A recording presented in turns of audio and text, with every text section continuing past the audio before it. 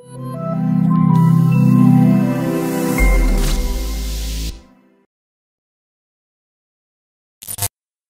gente! Tudo bem com vocês? Cara, eu tô com muita saudade. E olha, hoje eu tô carreira solo. Isso mesmo, gente. Hoje eu tô carreira solo. A Yasmin tá numa gravação, mas tá num trânsitozinho. Já deve estar chegando por aqui. A Bruna hoje não tava se sentindo muito bem, mas ela estava louca pra estar aqui. Mas eu tô aqui feliz porque eu tô gravando, né? Tô com um convidado incrível também, que já vou apresentar pra vocês. Antes de mais nada, se inscrevam no nosso canal, ativem o sino, deixe feedback aqui nos comentários ative o sino e deixe o like, né, gente? Porque muita gente assiste o vídeo, se inscreve, mas não curte, gente. Curte porque é muitíssimo importante pra gente. Então, vou falar um pouquinho das nossas parcerias. A gente tá aqui hoje com o João, nosso parceiro do peito, nosso técnico maravilhoso que a gente ama. O Instagram dele é pixel_AV. Ele é top do audiovisual, eu amo de paixão. Tem o Elipas, o Instagram dele é Elipas, o nosso social media que tem cuidado no nosso Instagram.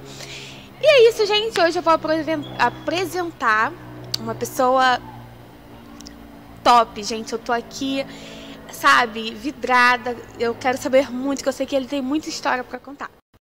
Arthur, professor de roteiro e roteirista, né? Lógico. Boa tarde, pessoal. Boa tarde. É um prazer estar aqui. Obrigada pelo convite, Arthur. Eu que agradeço. Arthur, a gente costuma começar aqui com uma pergunta específica para todo mundo. Aí você pode responder o que vier, assim, o seu coração. Pode ser na área profissional, familiar. Quem te inspira? Olha, a inspiração, ela vem muito das pessoas que marcam as nossas vidas. Sim. Né?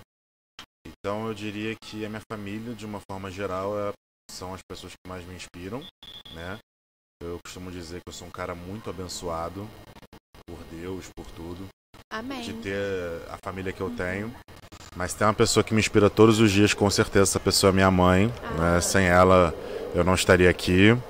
Né? Não só porque ela me deu a vida, né? Mas ela é uma mulher fantástica, a Valéria Bernardo, inclusive, o nome dela. Então, um beijo. Um beijo, Valéria Bernardo, mamãe, que sempre me apoia em tudo, né? Então eu acho que em qualquer carreira que você siga, ou em qualquer orientação que você tenha na sua vida, ter o apoio familiar é o grande diferencial. Eu tenho colegas que seguiram carreiras, tanto no audiovisual, fora dele, qualquer tipo de carreira, né, de uma forma geral, e eles não tiveram o apoio familiar. Sim. Então, independente de qualquer coisa, o apoio da família é primordial. E a minha mãe, ela, qualquer coisa, aquela coisa de dizer que eu mato por você, para ela é levado à risca, assim. Então, minha mãe é a minha maior inspiração sempre. Ai, gente, que lindo. E assim, você falou essa questão de que não ter o apoio familiar, ainda mais no audiovisual. Eu tenho muitos amigos também. A gente já falou disso aqui no podcast, que é difícil, né, ter esse apoio familiar, principalmente no audiovisual, que é uma área tão, assim, complicada, ainda mais pra gente que é artista independente, né, então, tem que ter o apoio familiar, é tudo, gente, é tudo, e parabéns pela sua mamãe, tá bom? Minha mãe é maravilhosa. Arthur, eu quero saber, assim, quem é o Arthur? Assim, fora do profissional. Tá, quem fora do profissional. É engraçado perguntar Quantos isso. anos você tem? Eu tenho 27 anos. 27 anos. Né? Tenho 27 anos. Por incrível que pareça, não tenho nenhum medo dos 30, né? Porque eu tenho muitos amigos que têm pavor dos 30, Sim, de falar assim, eu tenho 27 eu vou chegar nos 30, que não sei o que. Eu acho que a gente só é velho depois de 70. Até os 69 a gente morre cedo. Então depois de 70 que a gente é velho. O Arthur teve até a brincadeira do Instagram esses dias, que 3 personagens que mais representam sua personalidade. Eu coloquei o Bob Esponja, né? Eu sou bem Bob Esponja, eu sou risonho, eu rio de tudo. Eu botei a Erin Gruel, do Escritores da Liberdade, que é uma professora de inspiração para muitos profissionais. E botei meu mestre Zen, né? Que é o mestre que a gente tem que rezar todo dia por ele, que é o Zeca Pagodinho. Então a gente tem que ter a nossa filosofia de deixar a vida nos levar, porque Assim a gente consegue manter a saúde mental. Mas a minha personalidade é muito parecida com essas três figuras. Assim. Eu sou um cara bem... a gente estava conversando aqui fora, né, que eu sou um cara que eu costumo ser muito transparente com tudo, Sim, né? sim, Não você só falou. no lado profissional também, mas no lado amigo, no lado humano. Mas eu costumo ser... uma das professoras que mais me inspiram, assim, como personagem também, é a Minerva do Harry Potter, né? Porque ela é rígida, mas ela é um amorzinho de pessoa. E você Então, se acha rígido? sim. Eu me acho muito rígido com os meus alunos e eu não engano eles em relação a isso, porque eu quero que... Eu sempre digo que os meus alunos, né, nos cursos de roteiro de uma forma geral, eles não precisam ser brilhantes. Eu não gosto de perfeição, né? Eu acho que perfeição gera depressão. Eu acho que é uma coisa que a gente tem que... Cada vez mais eu tenho abordado É bom sempre estar falando. a né? saúde mental é uma coisa muito importante. Eu sempre priorizo isso nos meus alunos. Então, se você não está bem para escrever, não vem, porque a gente tem que priorizar a saúde mental. Mas, de certa forma, eu estava corrigindo uns exercícios antes de vir para cá, né? Peguei uns exercícios de alguns alunos. E teve alguns que eu descasquei, assim, que eu, né, puxei, arranquei a orelhas. Que você descasca, assim? Eu sempre tento ser o mais respeitoso possível. Eu sempre tento respeitar ao máximo o aluno. O lado humano da pessoa, a saúde mental, que a gente acabou de falar aqui agora. Mas eu sempre cobro muito das pessoas quando eu acredito nelas. Se eu vejo que aquele aluno tem um grande potencial, que aquele aluno pode entregar algo melhor, eu vou puxar isso dele. Né? Eu não vou ser o Terence Fletcher, né, do Whiplash, que vai dar tapa na cara do cara da orquestra, do protagonista. Né? Aquilo ali já é um exagero, né? O Terence Fletcher é um cara que, né, eu não gosto muito. Mas eu sempre tento puxar eles para o melhor que eles podem entregar. Né? Sem brilhantismo, sem perfeição, mas com aquela coisa que você consegue fazer melhor do que isso. Então eu acho que a rigidez, independente de qualquer coisa, ela tem que ser exigida dos alunos, quando eles podem fazer algo melhor. Eu achei interessante você falar aqui, principalmente quando você acredita. Sim. Mas por que isso? Porque eu acho que vale a pena ali. Vale a pena, né? Vale a pena, porque tem... eu costumo brincar que existem profissionais e profissionais. Alunos e alunos. Para tudo. Né? Então, existem aqueles alunos que você sabe que não vão te entregar como é que eu vou dizer? Existem profissionais que vão te entregar um profissionalismo impecável.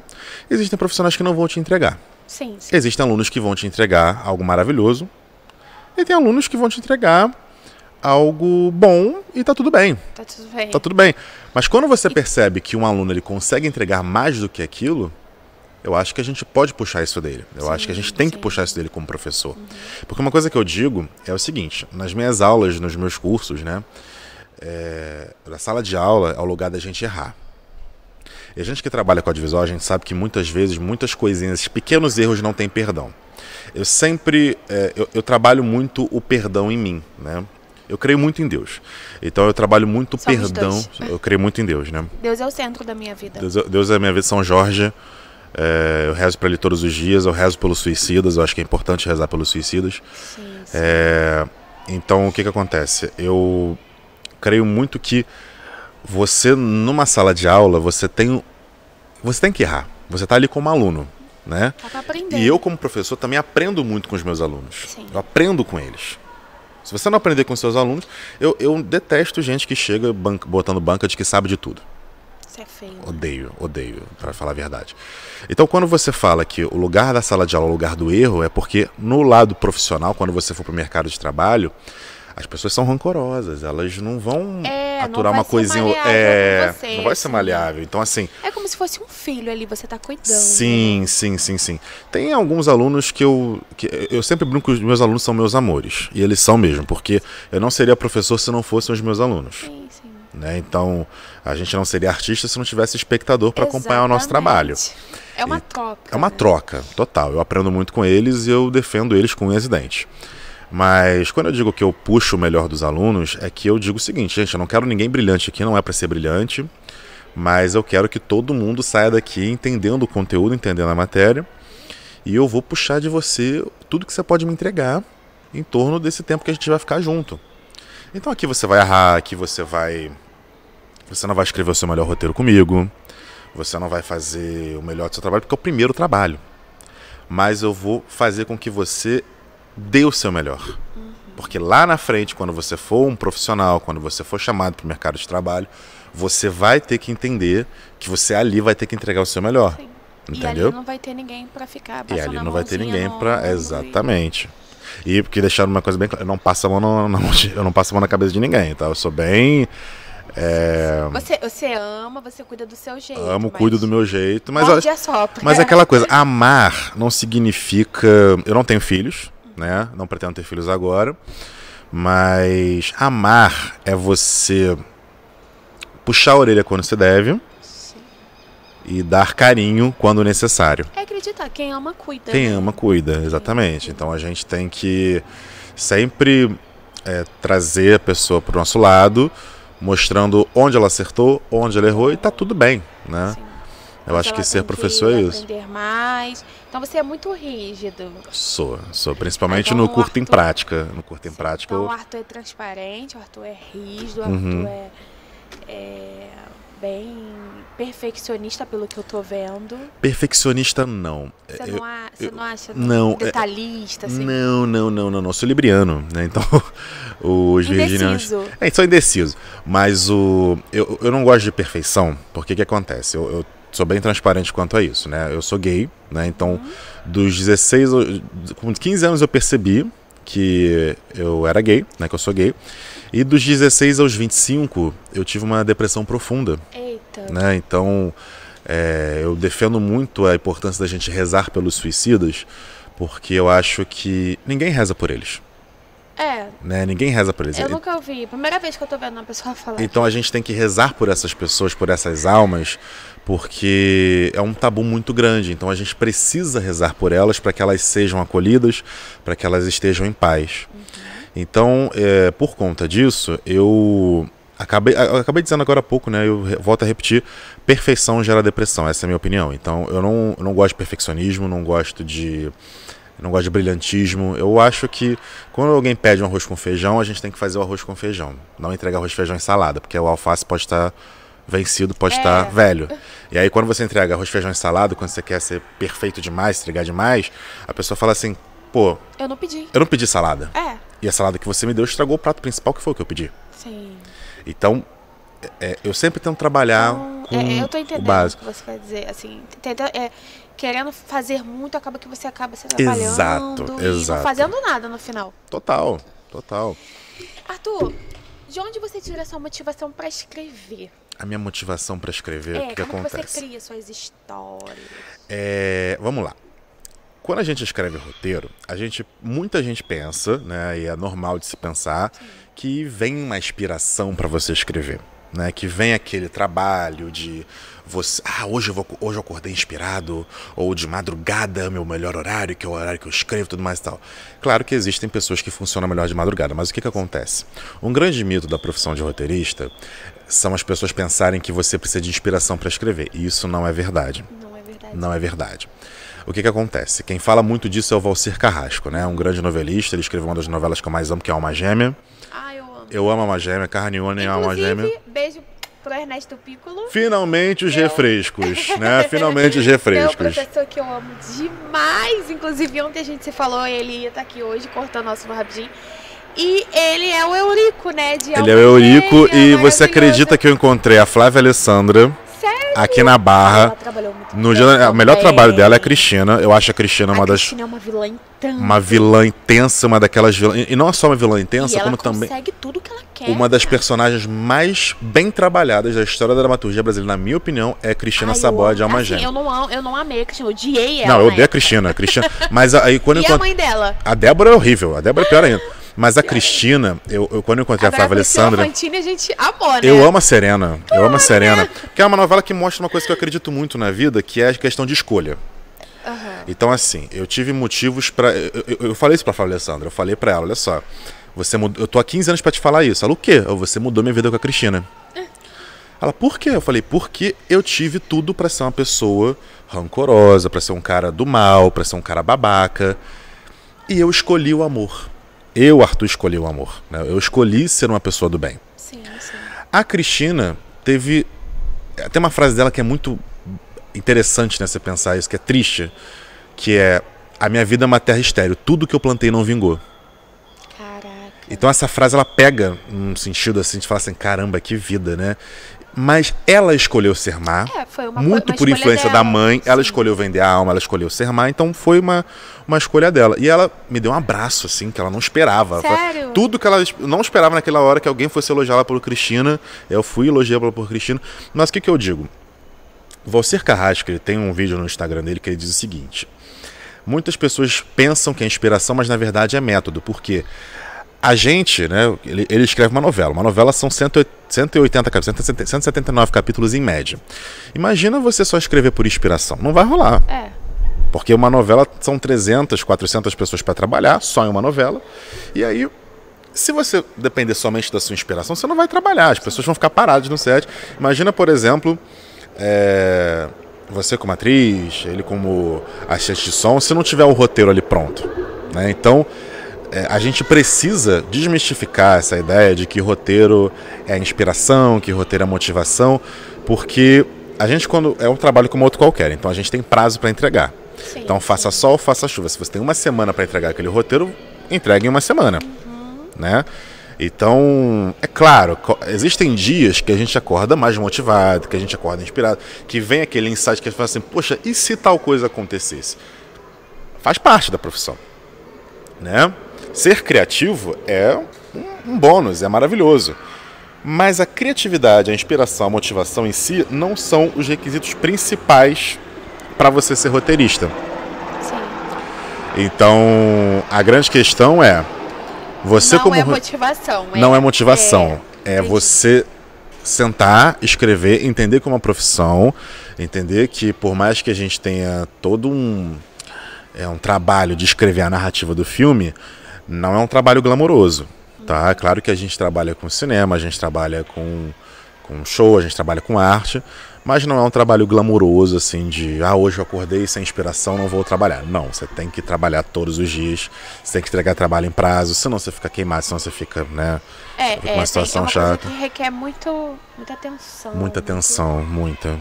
Dedicação. Dedicação também, porque tem uma máxima que a gente utiliza que é o seguinte... Tem que ser muito criativo. Cara, eu acho um gênio a mente do roteirista, sabe? Sim. Eu sou louca pra fazer um curso de roteiro, porque eu gosto de escrever, eu já escrevi, eu tenho um caderninho de poemas, assim, que eu fico escrevendo às vezes, quando eu tô muito sentimental, na TPM. Sim. E daí eu, às vezes, fico escrevendo, montando uns poemazinhos lá. Mas eu acho incrível, assim, a mente tem que ser muito criativa.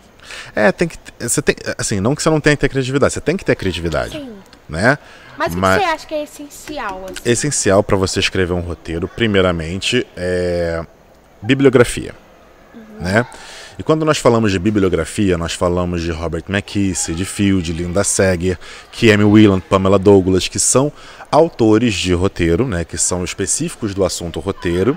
E esses autores, eles fornecem um conteúdo primoroso para você entender como é que funciona a escrita criativa. Entendi. Cursos de roteiro, você tem que fazer uma formação como roteirista. Sim. Uma faculdade de cinema, eu fiz faculdade de cinema, né? Então, a faculdade de cinema ajuda muito você a fazer networking e conhecer pessoas. É lógico. Mas não necessariamente você precisa fazer uma faculdade de cinema para trabalhar no audiovisual. Claro que hoje em dia as empresas estão pedindo, né, diplomas, mas uma coisa que eu digo para todo mundo que quer fazer roteiro, todo mundo que quer escrever roteiro, precisa falar inglês. Inglês é essencial, né? É obrigatório. Eu digo que é obrigatório para quem quer escrever roteiro, por quê? Então, gente, fica a dica aí para quem quer começar a escrever, fazer um curso de roteiro. Fazer um cursinho também de inglês é essencial, né? Um curso de inglês é essencial. E você acha que um curso básico ou um curso avançado? Um curso avançado. Por quê? O que acontece? Esses autores que eu citei são todos americanos. Eu vi. Não, são todos americanos. Então, assim, você tem livros como Story, que foi traduzido para o português, tem o Diálogo, também do Robert McKee, que foi traduzido, Manual do Roteiro de Sid Field, e você tem autores brasileiros também, como Lucas Paraíso, né, que trabalha no Sob Pressão. Então você tem até o próprio Doc Comparato, né? Eu fiz um curso, meu primeiro curso de roteiro foi com o Doc Comparato. Então, assim, tem autores, né, tem livros que foram traduzidos para o português. Mas o maior conteúdo que você vai adquirir como roteiro, está em inglês, não foi traduzido. Então, livros como Psychology for Screenwriters, que é a psicologia para roteiristas, Criando Arcos de Personagem, da Amy Whelan, onde você cria arcos de personagem. Livros como Subtexto, Escrevendo Subtexto, da Linda Seg, são livros que não têm a tradução para o português. Sim. Então é necessário que você tenha. Gente. E aí aquela coisa, né? A maior parte do conteúdo que a gente adquire está em inglês, nas séries, nos filmes. Os livros estão em inglês na sua maioria. E os roteiros que a gente vai ler, porque a gente tem que ler roteiro, a maioria estão em inglês, a grande maioria esmagadora. Então, por exemplo, quando eu passo roteiros para meus alunos lerem, Perdão. Tudo bem. Quando eu passo o roteiro para meus alunos lerem de filmes famosos, por exemplo, Corra, A Chegada, Beleza Americana. Então, são filmes que os roteiros estão em inglês, né? Então, a gente precisa ter o inglês na ponta da língua para você poder exercer essa profissão, para você aprender, né, a ser profissional, para você aprender a aplicar as técnicas. Quanto mais técnica de roteiro você souber, melhor. Então essas técnicas você vai pegar nos livros. Quando que iniciou esse amor pela escrita? Falou assim, me achei, vou escrever. Sim. O que aconteceu? Como e quando foi? Quantos anos? Eu não lembro com quantos anos começou, mas começou quando eu era muito pequeno, né? Eu cresci vendo novela. Eu sou noveleiro de carteirinha, né? A gente deu pra ver aqui que eu, né? A Cristina, uma gêmea, mas minha novela favorita é O Clone, né? Eu amo Glória Pérez. Glória Pérez, inclusive eu faço aniversário no mesmo dia que ela, 25 de setembro. Que legal! E eu tenho uma linha de raciocínio bem parecida com a dela, que é fazer pesquisas antropológicas para compor personagem, compor enredo e tudo mais. Mas o meu amor por novelas, eu ficava... se deixasse, eu ficava de 6 às 10 vendo o conteúdo da Globo. Via Malhação, novela das 6, novela das 7, novela das 8. Então, se deixasse, eu via tudo. Né? E continua assim? Não, nem tanto, né? Hoje em dia eu acompanho mais as novelas que passam no Viva e as novelas que estão no Globoplay, né? Até porque a gente trabalha, então muitas vezes, por exemplo, eu dou aula à noite, né? Eu dou aula de 8 às 10h30, então é o horário justamente que passa o Pantanal, a novela das 9, então eu não consigo assistir na exibição original, mas no Globoplay eu consigo assistir, mas eu vejo as outras novelas mais antigas do Globoplay. A última que eu vi agora foi Paraíso Tropical. Então, essa inspiração ela vem das novelas, né? Eu acho que você nunca vai me ver em toda a minha carreira, vocês que estão nos assistindo, vocês nunca vão me ver falando mal de novela. Por quê? As novelas são são os maiores produtos audiovisuais do Brasil. Sim. Então a gente é internacionalmente conhecido pelas nossas novelas. Então, autores como Valcer Carrasco, Glória Pérez, Gilberto Braga, João Manuel Carneiro, Aguinaldo Silva, Duca Rachid, Thelma Guedes, eles fizeram da televisão um ícone brasileiro. Então, é uma mania nacional a gente assistir novelas, e as novelas elas pagam contas, elas alimentam muitas famílias, elas sustentam muita gente, empregam muitas pessoas. Então, uma novela você tem de 300 a 400 pessoas trabalhando. Sim. Então, seja no som, seja no figurino, seja a pessoa que vai fazer o catering. O catering, para quem não sabe, é o serviço de alimentação do set de filmagem. Então, a gente tem pessoas ali trabalhando por causa dos roteiros, por causa dos autores de novela, por causa de histórias que o público ama acompanhar. Então, o audiovisual emprega muita gente. Então, sempre me apaixonou o universo das novelas, eu sempre sempre fiquei muito interessado, e eu ficava naquela de atuar, né? Eu fiz curso de teatro também, inclusive fiz tablado. E aí eu percebi ao longo dos anos que o que eu mais gostava era de contar histórias, né? Eu criei umas 3 novelas no meu computador ao longo da minha adolescência. Criei 3 novelas. E cadê elas? Sumiram, desapareceram. Se eu pego hoje, com a cabeça que eu tenho, com a visão de roteiro que eu tenho, se eu pego aquele roteiro, se eu pego aquelas novelas, porque eu não escrevi o roteiro, eu escrevi o resumo, né? Porque eu era aquela pessoa que entrava nos sites, né, das novelas para ver os resumos. Eu via aquelas revistas Tititi, Minha Novela. Lembro. Então eu via os resumos das novelas. Eu me esperava naquilo, criava o resumo das novelas e botava ali no meu computador. E aí eu, como era ator também, eu ensaiava como se eu fosse todos os personagens da novela. Entendi. Né? Eu era o vilão, eu era E vilão. quantos anos isso? Eu tinha 13 anos. 13, 14 anos por aí. Novo, né? E aí digamos que a última novela que eu escrevi no computador foi em 2015. Né? Já tínhamos 21 anos, né? Então foi um universo que eu sempre gostei de participar. Aí na faculdade eu fiz 2 períodos de publicidade, né? Larguei porque não era minha praia, né? Eu não, A gente percebe que não é nossa a gente percebe que não é área. nossa área. Eu levei publicidade muito na sacanagem, assim. Então, como no audiovisual você se achou? Me encontrei, no cinema me encontrei. No E cinema, qual é esse ritmo, Arthur, de trabalho? Você escreve todo dia? todo dia. Todo dia. O que acontece? Na faculdade, eu demorei para perceber isso na faculdade, mas a faculdade serve para você fazer networking, você conhece pessoas. Então, eu não fiz tantas amizades na escola, né? Tenho alguns amigos que eu falo até hoje, mas eu fiz muitos amigos para a vida na faculdade, né? Amigos que eu falo até hoje. E a faculdade me ensinou uma coisa muito importante, que é você saber lidar com as diferenças de cada um.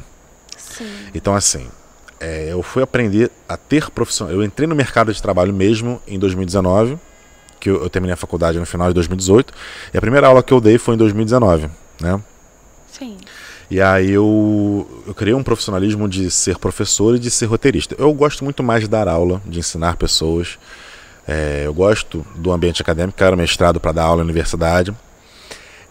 Mas eu escrevo todos os dias, eu sempre tento manter a conexão com o ensino, com a escrita do roteiro, com a leitura do roteiro, com o universo do roteiro. Então, assim, uma coisa que eu digo é o seguinte: quem quer ser roteirista tem que entender que todos os dias a gente tem que consumir coisas novas, todos os dias a gente tem que consumir esse tipo de conteúdo. Não é que todo dia você vai escrever roteiro, não é isso, né? Até porque isso não existe. Você vai escrever, né, conteúdo baseado em roteiro. Então, por exemplo, você vai escrever argumento, você vai escrever sinopse, você vai trabalhar com roteiro todo dia. Porque, por exemplo, agora na sala de roteiro que eu tô, não é todo dia que eu vou escrever uma escaleta, não é todo dia que eu vou escrever um roteiro, mas a gente tem um certo dever de casa, né, que é fazer um exercício de personagem, que é fazer um exercício de trama, de arco, de desenvolver logline. Então, não é que todo dia eu escrevo uma página de roteiro, mas todo dia eu tenho uma função a fazer com o roteiro, né? Então, isso é fundamental, isso é muito importante. Ah, que show. E onde é seu curso? Vamos Fala um lá. pouquinho dos seus projetos. Os nossos cursos, né? Eu tenho uns cursos livres, independentes. Na verdade, são 3 materiais. A gente tem o workbook de formatação, que é a arte da formatação de roteiro, que a gente oferece pela plataforma Eduz. E aí, nesse workbook, eu ensino você a escrever roteiro, utilizando programas de roteiro, né? Fazer escaleta e fazer o roteiro com as técnicas que a gente aplica para a formatação de roteiro. E tudo isso por menos de R$50, né? Um preço muito popular, muito justo, bem popular. Agora, eu tinha anteriormente o curso Filminho, né, que eu recebi alunos, eram aulas particulares, onde eu oferecia o acompanhamento do aluno enquanto eu oferecia o conteúdo a ele. E o curso Filminho, eu acabei com ele, né, ele acabou, porque ele vai passar para online também pela plataforma Eduz. Já gravei todo o material, estou editando agora. Sim. Então, faltam 3 aulas para terminar de editar e a gente vai estar lançando o curso em breve, né, que é um curso que seria o Filminho, só que adaptado para o modelo online. E nós temos o Curta em Prática, que é o nosso maior produto. Eba! No Curta em Prática, eu ensino os alunos a escrever um roteiro de curta-metragem em apenas 2 meses. Em 8 encontros. Em 2 meses eles Em saem 2 meses escrevendo vocês um saem curta-metragem. com o roteiro de curta-metragem pronto para colocar em editais, concursos de roteiro, rodadas de negócio e até mesmo rodar o projeto, por que não? Então você tem 8 encontros. E nesses 8 encontros, a gente vai trabalhando exercícios, técnicas, ferramenta, personagem, arco, estrutura, leitura de roteiro. A gente faz uma escaleta, a gente faz argumento, a gente escreve o roteiro. Então, tem funcionado bastante. A gente está na nossa 3ª leva de turmas, né? Turmas muito legais agora. Tem quanto tempo esse projeto? Começou o Curta em Prática esse ano, mas antes ele se chamava Filme em Prática. Só que o Filme em Prática ele não estava dando tanto resultado assim, porque era só mais um curso de roteiro onde a pessoa, né, não tinha, aprendia técnica, mas não saía de lá com uma coisa pronta. Agora eu ofereço um curta-metragem, né? Você sai de lá, você escreve um curta-metragem. Então, você tem concursos de roteiro de curta como o do Rota, por exemplo, que eu já fui curador de roteiro de curta-metragem de lá. O Rota é um festival maravilhoso aqui do Rio de Janeiro. Né? Inclusive, eles me deram uma das minhas primeiras oportunidades como curador de roteiro. Foi lá onde eu conheci uma grande amiga, Adriana Engblood. E aí foi uma experiência única, porque eu aprendi muito de formatação, aprendi muito de roteiro, de leitura, de ter paciência também de lidar com isso, apesar de eu ser conhecido como louco da formatação, né? Porque eu foco muito em formatação, prezo muito a formatação de roteiro. Então num festival como o do Rota, né, que dá uma oportunidade para quem está começando, é muito interessante a gente ter as pessoas escrevendo seus roteiros de curta, né, participando, né, mostrando os seus trabalhos, mostrando, né, aquela oportunidade de poder receber um prêmio, de ser reconhecido pelo seu trabalho. Então, eu acho que é isso. É muito gratificante. É muito gratificante. Eu sou um cara que eu não gosto de dar um passo maior do que a perna. Sim. Né, eu aprendi muito Você isso. tem os pés no chão. Tenho os pés no chão, né? Eu tento sempre manter os pés no chão. Olha que eu sou muito fantasioso, hein? Eu sou muito. Eu sou disneymaníaco, meu Prazer, bem. Eu sou disneymaníaco, né, da veia. Eu amo a Disney, adoro fantasia, adoro Pokémon, adoro viver no mundo de fantasia, mas para nossa profissão é muito preciso você trabalhar com os pés no chão. Por quê? Por exemplo, quem escreve roteiro tem que ter noção de produção. Tem que ter noção de produção. Por quê? Produção, ela demanda o que vai ser possível dentro do seu projeto. Sim. Então não adianta você... Tem uma frase do Seth Rogen que ele falou recentemente, que eu vi na internet, não sei nem se foi ele que disse isso mesmo, mas eu vi, tinha a cara dele, então vamos dizer que foi ele que falou. Mas o que ele diz é o seguinte: você escreve um filme que custa 200 milhões e não entende por que ninguém quer produzir esse filme. Por que ninguém quer produzir esse filme? Resposta? Porque custa 200 milhões. É muito caro. É muito caro. Como é a que... resposta é muito óbvia. É muito óbvio. A pessoa escreve um filme de 200 milhões e ela acha que vai ser fácil vender esse filme. Não vai ser. Difícil. Então, por exemplo, no próprio Curta em Prática, eu tento focar com os alunos de que você está escrevendo um curta, você não está escrevendo um longa. E curta-metragem, ele tem uma vida útil mais ou menos de uns 2 anos, por aí, festivais e tudo mais. Então, a gente entende que no curta-metragem, o orçamento é muito mais reduzido, a história é muito mais reduzida. Então, quando você escreve uma história que é muito gigante, que tem cenários, que tem muitos detalhes, efeitos especiais, isso dificulta a venda do teu argumento, dificulta a venda do projeto. Então, dificulta, acho que em todos os sentidos. Todos. Já. Então, por exemplo, como é que você quer, né, logo de cara, logo no começo da sua carreira, escrever primeiro que isso aqui no Brasil é muito improvável. Ter um roteiro de 200 milhões de reais. Não, isso aqui não vai acontecer. Mas assim, como é que você escreve um roteiro de 200 milhões de dólares com esse orçamento e você acha que você vai conseguir vender o teu argumento? Não vai. Difícil. Não vai, é muito difícil. Então a gente tem que ter noção de produção, a gente tem que ter noção do que é possível, do que é viável. E é bom você ter isso em mente, que aí você passa para os seus alunos essa Sim, porque... realidade. É, realidade. Eu até, por exemplo, até uns 2 anos atrás, eu era muito asinhas, né? Eu era um roteirista de asinhas e tudo mais, mas eu fui aprendendo, né, com o mercado, né? Sim. A gente vai amadurecendo. A gente vai amadurecendo, né? a gente vai amadurecendo. Muito do amadurecimento. A gente tem que amadurecer, senão... Não adianta. E é um mercado que existe muita maturidade. Você escrever um filme, o que acontece? A gente escreve um roteiro e esse roteiro vai para uma equipe. Então o roteiro é comunicação. Quem lê roteiro não é o grande público. O grande público assiste filme. Quem lê roteiro são os profissionais do set de filmagem. E nós temos que respeitar o trabalho dos profissionais para que respeitem o nosso trabalho. Então eu foco muito no respeito ao profissional que está no set de filmagem rodando o roteiro. Sim. Então esse roteiro, ele foi escrito por alguém que sabe se comunicar com todo mundo, sem se meter na função do próximo. Então você não vai indicar plano, você não vai indicar movimento de câmera, você não vai indicar lente que vai ser utilizada, nada disso. A gente vai indicar o que vai ser visto pelo espectador, o que a gente vai escutar como diálogo. Sim. Então, quando um profissional recebe essa informação no roteiro, ele sabe exatamente o que ele precisa fazer, não o que ele tem que fazer. Né? Então, escrever o roteiro é uma questão de muito profissionalismo, de muito respeito com a profissão do próximo, com outro profissional que está ali, exercendo a profissão dele, e também de muita maturidade. A gente, para escrever uma história, até para uma história infantil, por exemplo, a gente, né, por exemplo, a própria Disney que a gente mencionou agora, a Pixar, você pega um filme da Pixar, você vê quanta maturidade os filmes da Pixar têm. Se você pegar um Wall-E, um Ratatouille, Divertidamente, eles têm uma maturidade muito grande. Sim, é fantástico. Né? Então até os próprios da Disney mesmo, se você pegar o próprio Frozen, que é um grande hit, um grande sucesso, você vê que tem uma maturidade muito grande ali por parte, né, do exercício da profissão de roteirista, de animador. Assim, com tanta... Então assim, a gente tem que ter uma maturidade muito grande para contar essas histórias. Né? E não estou falando de... Assim, eu estou dizendo que você não possa contar uma história... Até para fazer um filme, por exemplo, eu sou apaixonado por As Branquelas.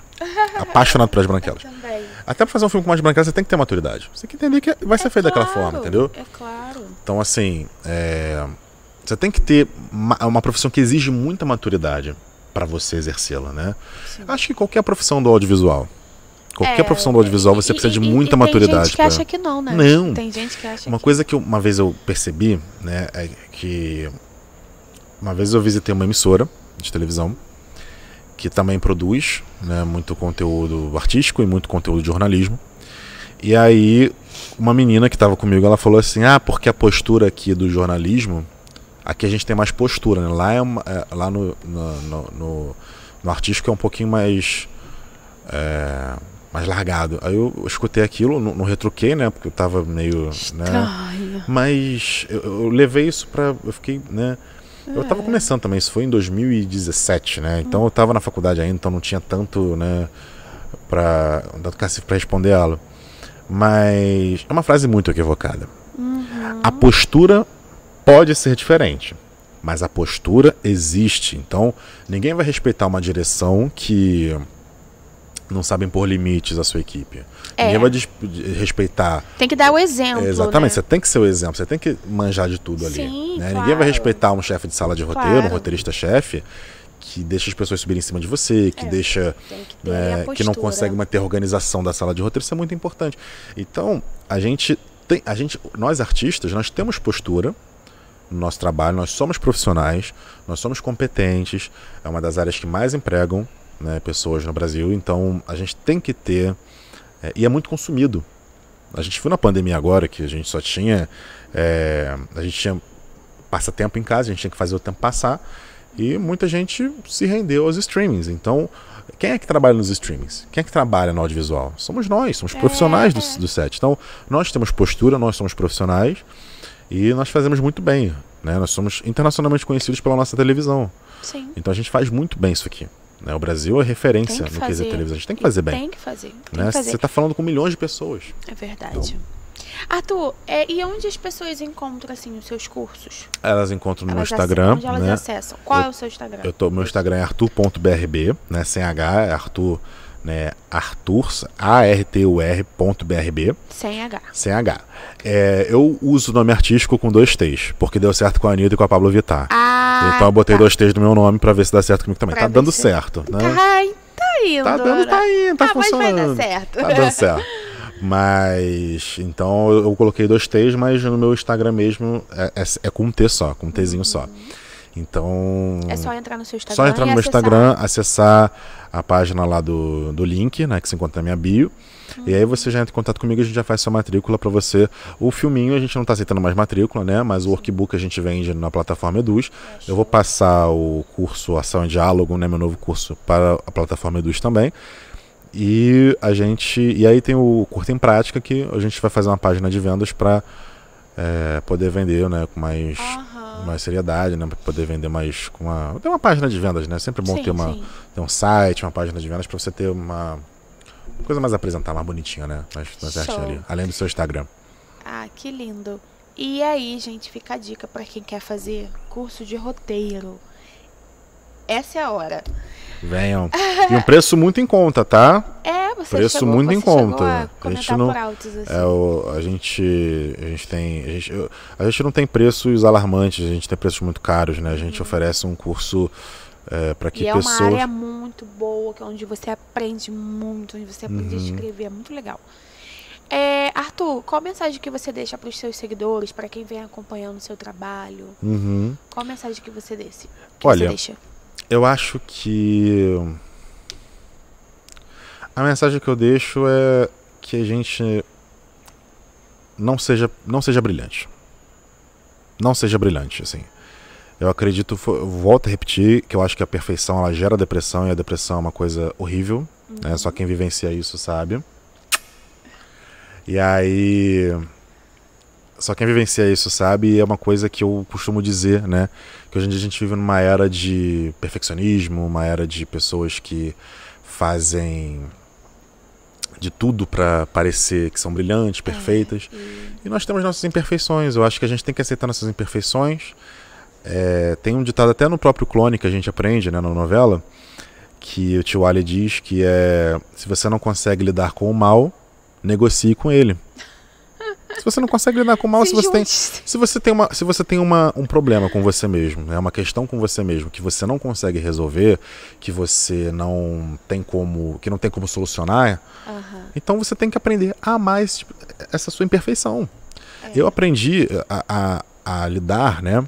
Eu tenho bipolaridade, né? Então muita gente pensa que bipolaridade é aquela pessoa que surta, que não é isso. Não. A bipolaridade é uma elevação de humor. Então, às vezes a pessoa que é bipolar, ela nem transparece. Nem transparece isso. Então eu nunca imaginava isso. Não. Então... Assim, eu também acho que eu tenho. Nunca foi diagnosticado. Né? Minha médica não diagnosticou, mas eu acho que eu tenho às vezes. Mas a grande questão é que as pessoas pensam que bipolaridade é você ter aquela... do nada eu tô aqui falando com você numa boa, daqui a pouco eu fico puto. Não é isso. É uma elevação de humor, né? Você vai da euforia para depressão. Então, no mesmo segundo, você está aqui bem conversando, daqui a pouco bate aquela coisa. Então, como eu tenho um histórico, né, de depressão, eu tenho que cuidar disso. Claro, então, e o mais importante é você reconhecer, né? E reconhecer. Então, por exemplo, eu percebi que eu sou gay desde os 15 anos de idade. Sim. Então, assim, eu não me aceitava. Se você pegar o Arthur de 10 anos atrás, nossa, o Arthur sofria. O Arthur, né, era uma pessoa completamente diferente da que é hoje, né? Eu escondia isso de todas as formas. E depois que você aceitou, foi feliz. Depois que você aprende a amar a sua imperfeição, depois que você transforma o seu karma em bênção... Eu acho que tira um peso das costas. Você tira um peso das costas. O karma, né, eu acredito, foi o que eu estava falando, eu acredito muito em Deus, eu acredito que todo mundo vem na Terra com uma missão. Quando você entende o seu propósito, entende que você é muito maior do que isso, e que o seu karma é um detalhe, que você transforma seu karma em bênção, sua vida, tudo muda. Verdade. Então, por exemplo, eu há 10 anos atrás, né, em 2012, eu estava numa escola que eu tinha muito problema comigo mesmo. Eu não aceitava meu corpo, eu achava que era algo abominável ser gay. Hoje em dia eu transformei durante o processo, eu transformei meu karma em bênção, e hoje em dia eu amo ser do jeito que eu sou. É isso. Eu amo ser isso assim. Que importa, tá, eu acho que a maior bênção que eu tenho foi ter nascido gay. Então eu falo disso, eu estar falando disso aqui com você abertamente, foi muito tempo, um processo muito grande. Para eu poder falar isso abertamente aqui no podcast, no primeiro podcast, inclusive, né? Então eu falo disso abertamente. Primeiro e único, né? Então, primeiro e único não, vamos ter mais. Aqui no podcast você vai ver outras vezes. Mas, gente, eu tô muito feliz que você hoje, assim, sabe, feliz do jeito. A gente precisa se aceitar, a gente precisa ter... o apoio da família. É excepcional, assim. Cara, meus pais, quando eu contei pra eles, assim, foi... A minha mãe, ela falou que chorou uma noite inteira, porque ela ficou com muito medo do que poderia me acontecer, do que poderia acontecer comigo, porque a gente vive numa sociedade homofóbica. Claro, né? Infelizmente. Mas assim, meu pai falou assim, tá, Arthur, qual é a novidade? O meu irmão falou assim, Arthur, eu já sabia há muito tempo, acho legal você comentar comigo. E aí, né, todo mundo me aceitou. Minha família, né, os Rocha me aceitaram, até os Batistas também, né, que é uma parte do meu pai. Mas a minha família, de uma forma geral, ninguém, de uma forma geral, por isso que eu digo que eu sou muito abençoado. Eu lembrei disso agora. Ninguém, eu tinha medo de perder amigos de adolescência, né? Porque a minha adolescência foi muito heteronormativa, né? Minha adolescência era tipo assim, pegou quem, pegou quantas, que não sei o que, não sei o que lá e tal. Na minha época não se debatia as coisas que a gente debate hoje. Então, na minha época, era muito... Eu inventava que pegava garotas, né, eu tinha que ter aquela coisa do heteronormativo, de você dizer que você... Maquiar, né? Só que aí depois eu sofria muito com isso. Então, assim, todo mundo que eu tinha medo de virar as costas pra mim, de me abandonar, de não ser mais meu amigo, absolutamente ninguém, todo mundo me abraçou. Ninguém parou de falar comigo por causa disso, né? Claro que a gente vive numa outra época. A gente vive numa outra época. Então, assim... Hoje em dia, mesmo assim ainda existe, né? Então, e existe, né? A gente sabe que nem todo mundo é 100% desconstruído. Eu não acredito em desconstrução completa, nem todo mundo tem os seus tabus. Mas em relação a esse assunto, ninguém, né? E não é por questão de eu me dar o respeito. Eu não gosto dessa coisa assim eu não acho que a gente, não é questão de eu me dar o respeito. Não é isso, não é postura. Eu acho que é por questão mesmo das pessoas terem uma evolução, uma mudança muito grande na sociedade. Servir de exemplo para outras pessoas. Servir de exemplo também, porque, por exemplo, claro que já ocorreu, por exemplo, de uma pessoa, já eu escutar falar assim, tinha uma pessoa, um cara mais afeminado, assim, na praia, e aí eu tava lá, e aí um cara virou na roda e falou assim, pô, por que ele não pode ser que nem ele? Aí apontando pra mim, aí eu falei, peraí, eu não tenho diferença nenhuma daquele cara ali. Isso. Porque ele, na cabeça dele, ele achou que eu ia ficar, né, que eu ia concordar com ele. Eu falei assim, não tem diferença nenhuma dele. É o famoso, é gay, mas, né, o famoso gay mais. Aí eu falei, peraí, não, eu sou gay igual a ele. Eu sou vulnerável igual a ele, entendeu? Sim. Então, assim, eu acho que do meu círculo de amizade nunca teve esse tipo de coisa, assim, nunca teve essa questão, isso é assim. ótimo. Isso é maravilhoso, assim.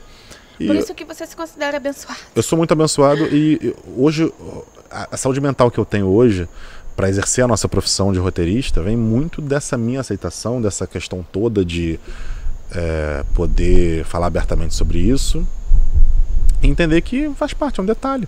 Sim. Detalhe, ninguém vai dizer que eu sou menor por causa disso, não. Não, claro que não. O mais importante é você e sua família. Exatamente, tá tudo bem, exatamente. Tá tudo bem. Os nossos cachorros. E nossos fica cachorros, aí de nossos exemplo, gatos. né, pra quem passa esse processo ainda aí, Graças até mesmo a Deus. dentro de casa. Dentro de casa. Porque a gente sabe como que tá complicado as coisas.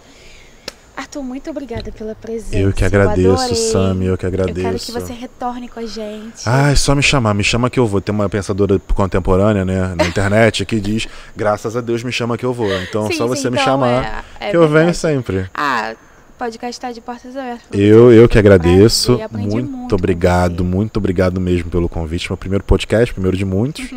Mas obrigado você, obrigado Luísa Prohinick também, que fez a ponte entre a gente. Fez a ponte, é verdade. E é isso. É isso, tudo de bom pra você. Obrigado, Desejo vocês muito sucesso, também. muita saúde, tá bom?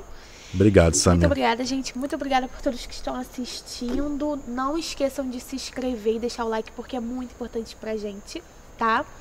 E eu tô muito feliz de ter encerrado mais um episódio. Beijo, tchau.